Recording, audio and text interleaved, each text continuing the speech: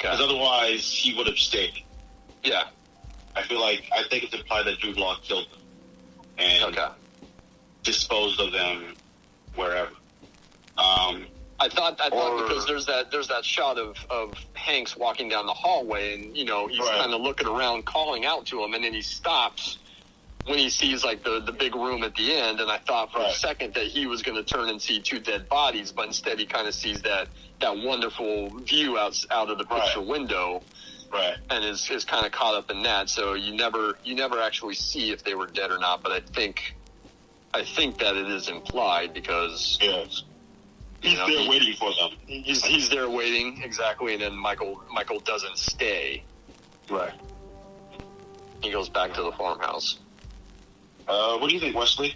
As far as the ending goes, I agree. I think it's implied that they're killed and they're, Sullivan and his kid are kind of lured in, and we kind of, at least for me, watching the movie, you kind of forget about McGuire, Jude Law's character, that they never, that's never resolved, and then, and then you think that the big kind of happy ending's coming, but then McGuire shows up behind Sullivan, and when he's in the house, like looking out onto the beach, and just fires ruthlessly on him.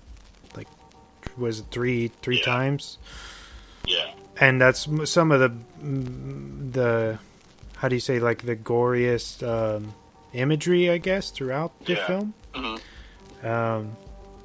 I will say, each time I watch this movie, that scene catches me off guard. Each time is the death of Tom Hanks. The sound drops out completely. All you hear is like the waves on the beach, which is an amazing choice.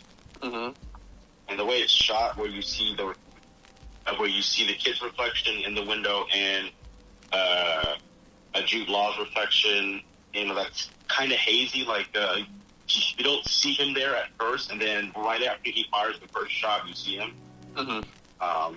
And he stands up just very slowly. Yeah. It's a great bit of direction. I wanted to ask you guys this: if you took this movie from 2002 and you planted in, like, let's say the pandemic is over, or let's say you plant this movie in, let's say, December or November 2019, do you think it has a better reputation? Do you think it sort of sweeps Oscar nominations, or do you think it's sort of tossed off again or dismissed? I don't know, because I never have a great opinion of Academy Award stuff. Right. I honestly think that it probably would get lost in the shuffle, because now it seems like there's more. It seems like once November, December hit, there's like 3 movies each week, all trying to vie for Academy Award stuff. Right. I think that 2002 was a better time for it. I think July was the wrong date for it. Right. What do you think, Wesley? Do you think it hits with an audience, or do you think it just falls by the wayside? Honestly, I don't even know how to answer that. I will probably have to pass. I think now we're living in the age of the comic book blockbuster, and if a lot of smaller movies get kind of overlooked. That's what Scorsese's point, but y'all didn't want to hear him. If you're not not wrong. If you're not A24, then people aren't really paying it. Not to shit on A24, but if you're not, it's true, though. If you're not them, if it's not A24 or Neon, don't nobody care. I mean, 2019, what were the big Oscar movies? Parasite was the winner, of Parasite course. was the winner. But Once Upon a Time in Hollywood. Once Upon a Time in Hollywood, Ford v. Ferrari. I can go off the top of the dome, I think. So you have Parasite, 1917, Once Upon a Time in Hollywood, Joker, Ford v. Ferrari, The Little Women, Marriage Story, Jojo Rabbit, which is a bad movie in my opinion. No. I think those are your 8. It was, and then Parasite. I think those are your list. I think that's your list. So obviously we're talking swap out 1917 for Road to Perdition because he can't be up against himself. I think it gets lost. I think people look at this movie as an interesting experiment and go, we already have this with John Wick. You know, I think the years of Hitman movies, this comes off, and I think it comes off as, I think now, if you release it now, I think there's a take that this is pretentious, I think. I think that this is a case of, like, this is loftier than what it is. I think people would want it to be more like as a graphic novel, I think. I think the cinematography gets nominated. And maybe, I don't know who takes up the Newman role. Maybe Clint Eastwood, maybe? I don't know. But someone of that ilk in this role, I think it's nominated. And that's about it. I think the kid might get nominated, maybe. True. But I think it's lost in the shuffle. 2019 was a good year, though, so can't really be too mad. But yeah, I just don't think this movie gets. I think even now, I don't think it gets.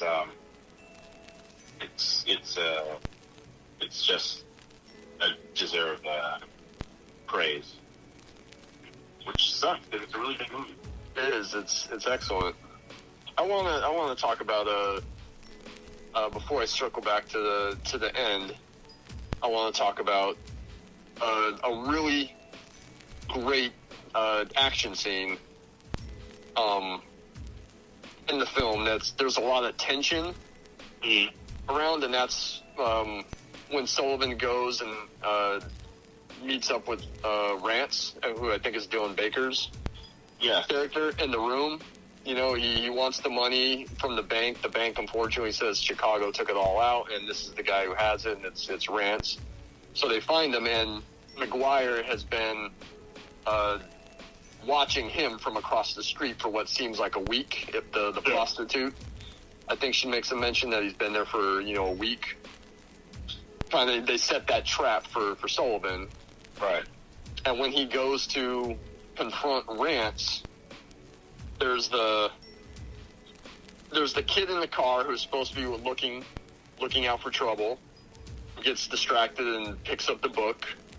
There's McGuire, who sees Rance moving across the windows and sees Sullivan in the room, so he grabs a shotgun and takes off. Right. There's the added tension of the ticker going off in the room, the stock market ticker, where it's so loud that it startles you because it almost sounds like gunfire at first. And Sullivan knows that something's up because Rance is taking forever to open up the trunk. And then the kid is distracted. He doesn't see McGuire passing by. If it isn't for the car that nearly hits him and honks the horn, the kid never looks up from the book. But luckily he does, and he sees McGuire holding the shotgun under his coat. So he honks the horn, but unfortunately Sullivan can't hear it because of the loud stock market ticker. And there's it's a great tension building scene. And then as soon as Rance is fumbling with the keys, and Sullivan puts the gun in his face and says, "Hey, you get one more try." He opens it up, it's empty, and then once it's empty, he takes off because he knows what's coming. And that's when McGuire busts in through the door, and there's a good little shootout in the room. I think that the way that scene is shot and set up is fantastic. Yeah, I totally agree. I think it's a great, it's an action scene that you don't see a lot anymore because it's all tension, and it's the best kind of action scene where it builds on itself, It's not just a straight shoot 'em up scene. And then even the point in which they exchange fire, it's very much like peekaboo almost. It's like he comes up, shoots him, he goes down. Sullivan comes up, shoots at him, Sullivan goes down, and they just trade barbs until Sullivan shoots the glass and it shatters his face. Which is a great moment. I think it's a great choreographed scene too. I'm sure that scene took just a lot of blocking and stuff to do it. And that's where, you know, it's. I think Sullivan is under the impression that McGuire is right. He's not something to dismiss. Yeah. And this is a guy that knows his shit. I think it's either at the end he's either hoping that Nitti has called him off, and either Nitti has and McGuire has ignored it, or McGuire is determined to kind of finish that job no matter what. That's the take I got, is that McGuire wants to finish the job. That's Wesley. That's very much the Lee Van Cleef line in Good, the Bad, and the Ugly, where it's the once I've been paid, I always see the job through. Yep. Which is a episode that he said I was going to be on, and I wasn't on it. I just want to put that out there. He had said that if you had done the Good, the Bad, and the Ugly, I'd be on. And I look up at my Instagram and I go, "What's this?" Oh, they did the Good, the Bad, and the Ugly, and I wasn't on. Okay. That's fine. If you do Collateral and I'm not on, I will literally burn your podcast to the ground. That's going to be the gentleman's handshake, because you're saying that he can't do it without you, and he knows that if he does it without me, I'd probably be upset. So I guess that only leaves one solution to this issue. And just to circle back to that great scene that you had mentioned, CJ, the climax of the film, the scene where Sullivan kills Rooney's men and then eventually Rooney. I heard that Mendes shot a lot of the film in natural weather. Yes, that's what I heard too. God, there's no way that's real. That's a torrential downpour. I mean, that street looks flooded. It looks flooded. It might be for the daytime shots, because that rain looks really controlled. I mean, it's raining pretty hard in the beginning when they kill McGovern, but it's a monsoon at the end of the film. I wonder where they shot.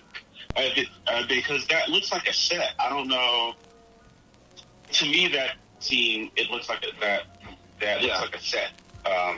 So I don't know if they had controlled it or not, but it looks like it was a set. So I don't know if they had built the set and then that rainstorm came, or if they had manufactured the rain to look like it. But water plays a big part in this movie, and I wanna test a theory that I don't know. I want to know if all the important kills of the major characters happen with water, right?